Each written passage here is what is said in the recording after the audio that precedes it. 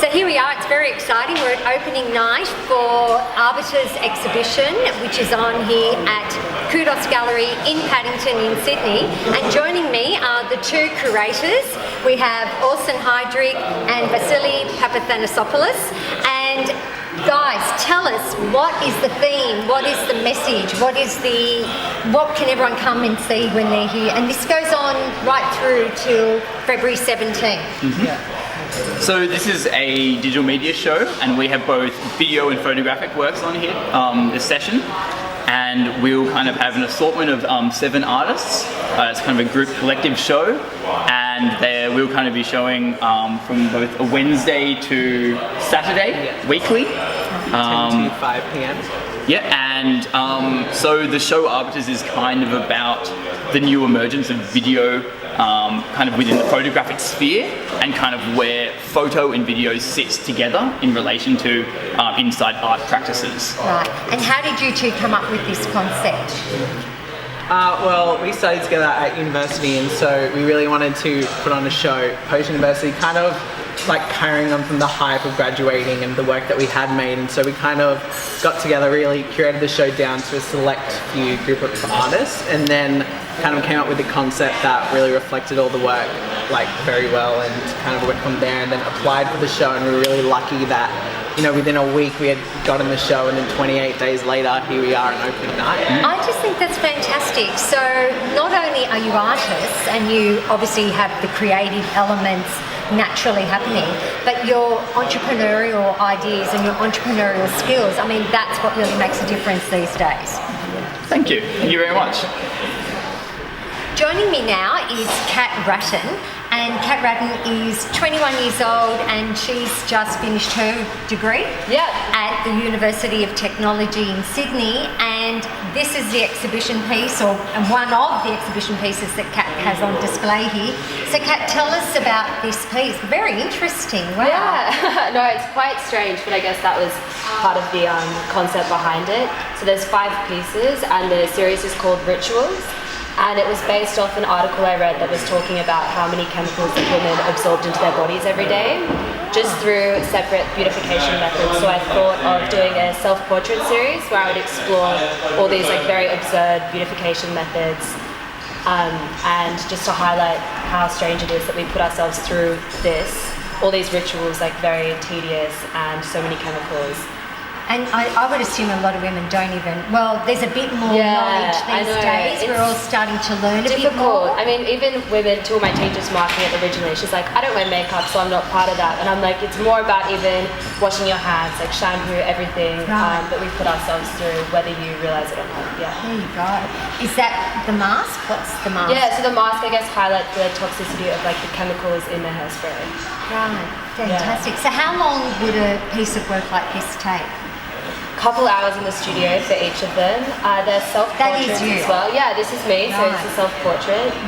So I kind of wanted to depict in the expression the kind of tiredness of trying to fit into societal expectations through all these rituals.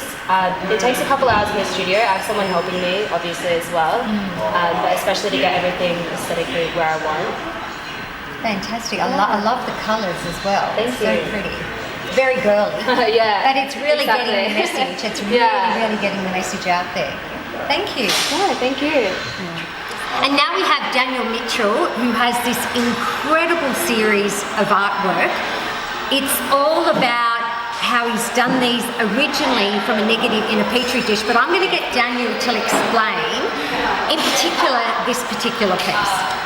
So yeah, it's pretty much the same process that applies to this whole series. I've travelled some parts of the world, mainly around Sydney, and I've shot these various spaces, and then I've collected swabs of bacteria from the spaces in which the photographs have been taken, and I've applied them back to the original negative, which has grown with the nutrient agar in a petri dish over a period of time, about 2 or 3 weeks. So it's in a petri dish. Yep.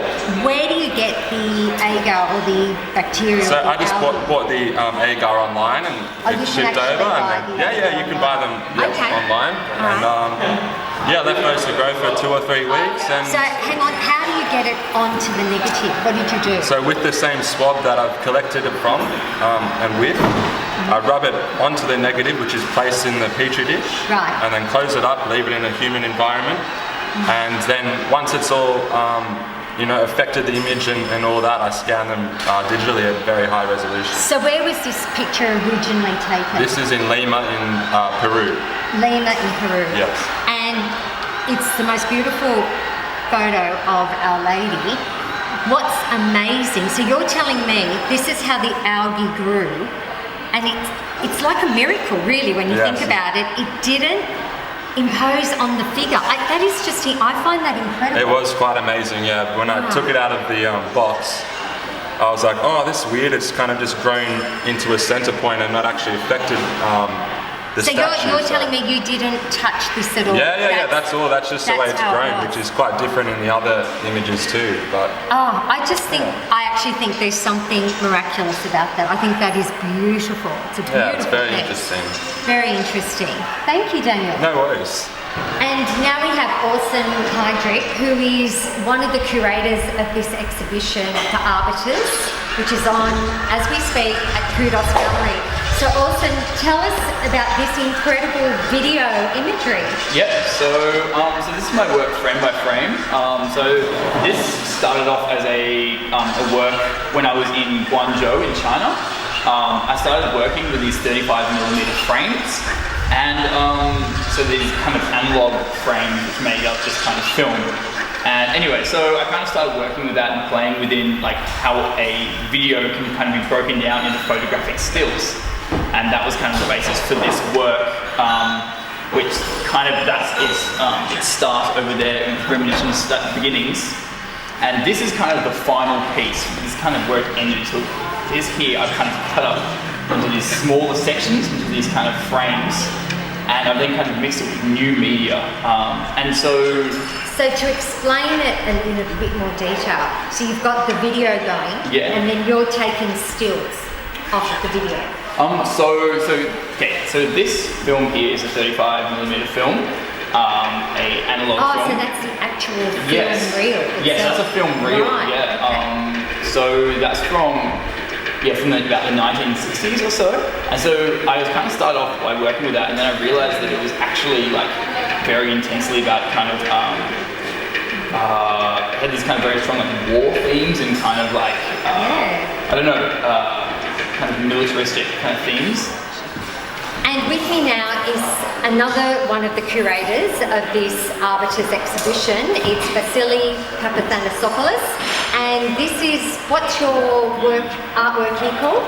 So my work, greenscreen.mob, is a 5-channel video work that pushes up against and critiques screen culture and kind of this behind the scenes like world where you use the green screen to kind of edit and to manipulate. And it particularly is kind of looking at the female body in like popular culture and the way that she's manipulated into fitting the standards, but also the way a certain type of female body figure is lost in that world and kind of blends into the background, which as the work kind of progresses in each video, she is slowly morphing into the background until she's not there anymore.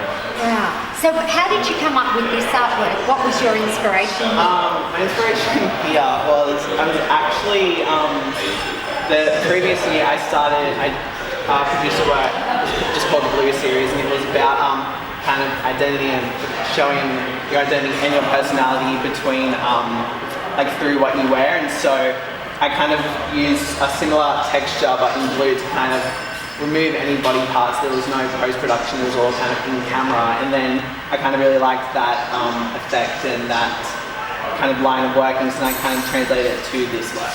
Right, fascinating work.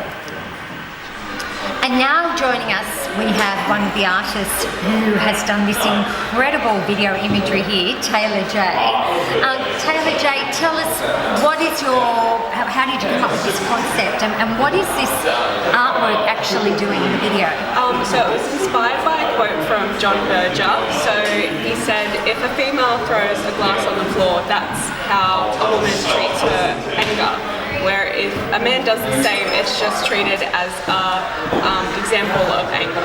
So Right. when a woman does it, it defines her, whereas if a man does it, it's In other just- words, if a man does it, he somehow can get away with it. Exactly, yeah. Whereas if a woman does it, it's like, oh, she's making a statement here. Definitely, Really? yeah. It's quite interesting. Yeah, Right. yeah. So he kind of discusses that in his book, and so what I wanted to do was put that in a literal sense. So by using the play of baby colours, which is like normally baby pinks and baby blues, and how this affects if each gender is dressed in these colours and then smashing a glass on the floor. So Right. you kind of compare the ideas and the So- representations of feminine. How long does it take to put something like that together? This was actually taken, probably took about 6 months to Oh, put this all really? together. Yeah, Wow. because I hand dyed the clothes. I had to.